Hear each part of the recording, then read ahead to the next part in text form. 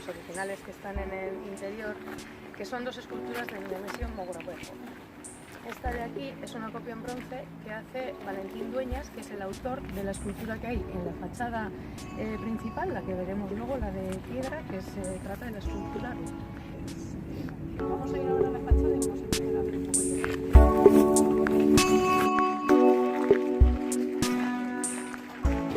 De hecho, como comentaba, precisamente esta era la entrada principal, la entrada principal se situaba en Burgueña, y de ahí que aquí tengamos la fachada principal de la entrada en la que hemos estado, la de las cocheras, será la entrada que proyecte ya Ricardo Bastida, no es la original.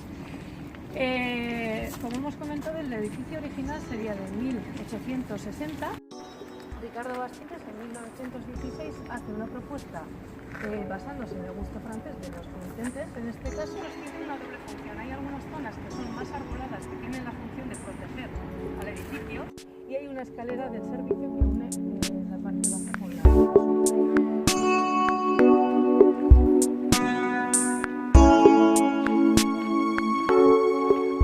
de lo que quedaba, por ejemplo, había 5 piezas de una vajilla de Sargadelos, una vajilla gallega de la original, porque ahora ya han cambiado incluso de estética y de línea, pero del siglo XIX, que será uno de los elementos más valiosos. Se comparte esta zona baja con todo lo que necesita el servicio para hacer funcionar el palacio, entre otras esta cocina, que se mantiene, es preciosa también, está hecha